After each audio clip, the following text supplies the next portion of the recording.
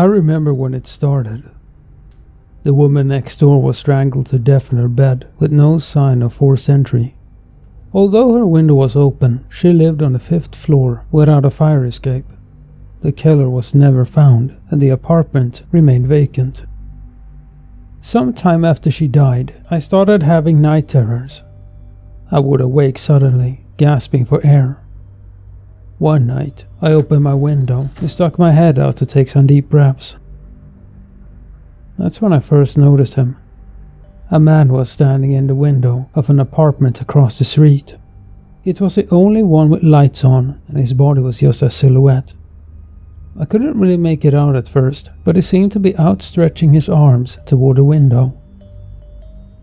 The next night, I awoke again in a panic. This time it really felt like someone was choking me, but there was no one there.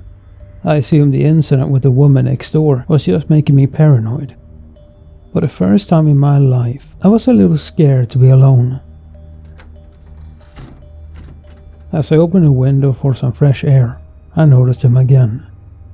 Just as the night before, there was one apartment across the street with a light on, and a man standing in the window with his arms outstretched. Is this all this guy does? I muttered to myself. Maybe he's not right in the head.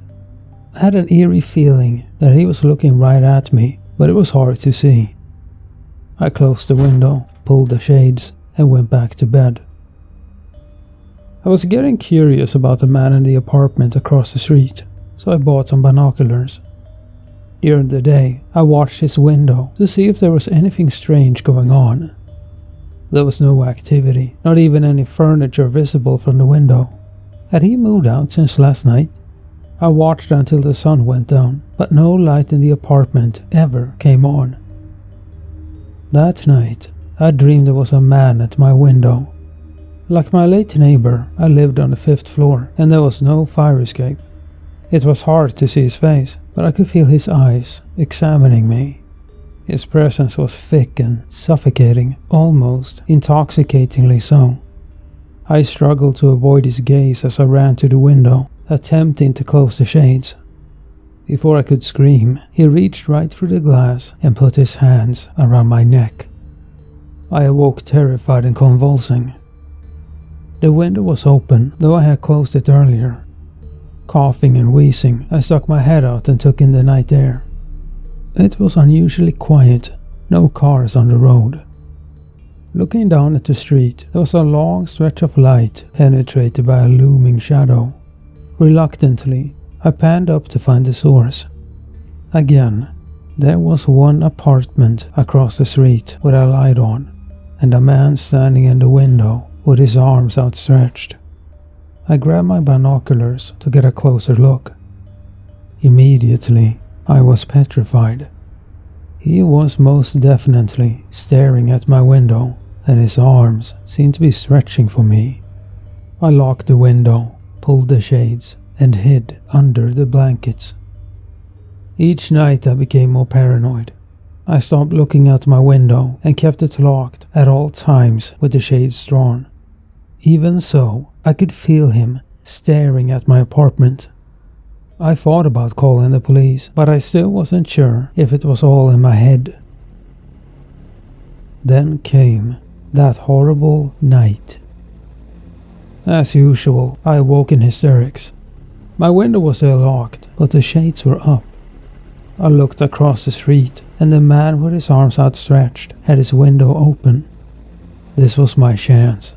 If he could hear me, maybe I could get a response out of him.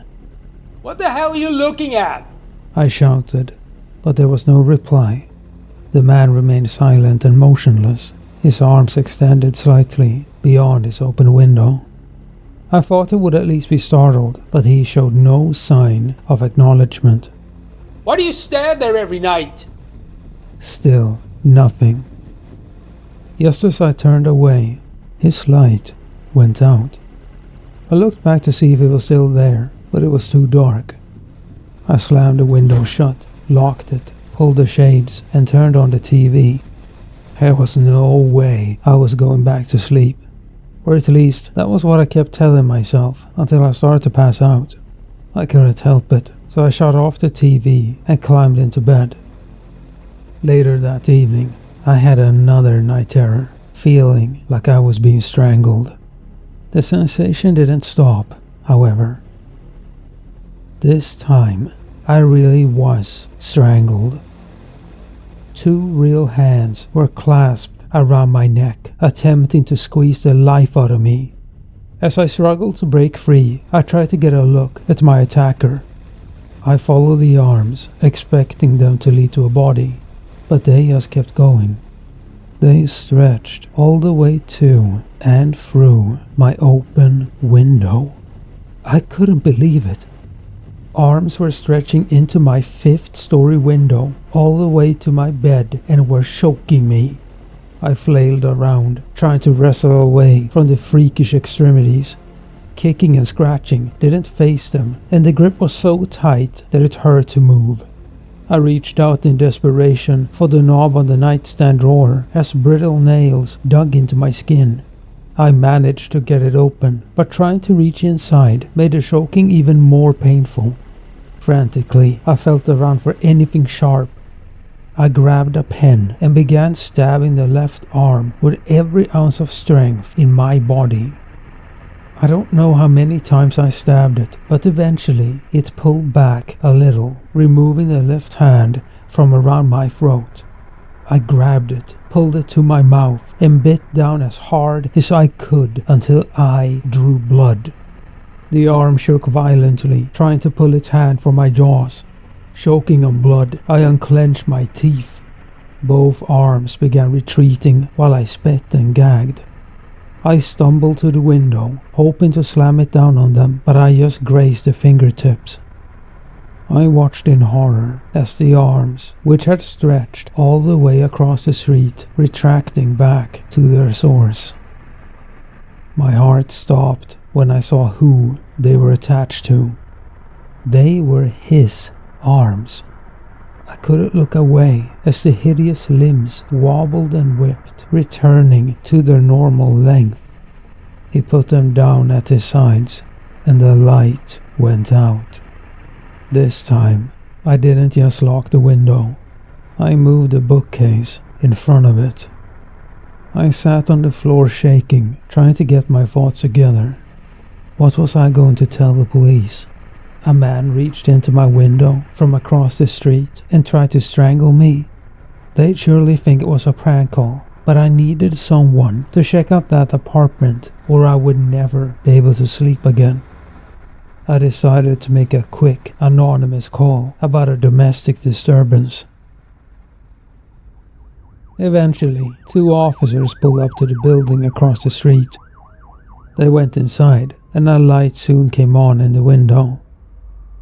I waited for something to happen, hoping I didn't just send 2 unwary men to their deaths. After mere minutes, the light went out and the officers returned to the vehicle. Their voices just managed to carry up to my window, and I heard them say what I was hoping they wouldn't. Nobody lived there. A few weeks later, I saw a moving van outside the building. Someone was moving into that apartment. I was relieved, though my night terrors had already stopped. One night, I couldn't sleep, so I turned on a light and looked outside. I noticed someone across the street looking out their window. For some reason, I felt compelled to reach for them. I'm still trying.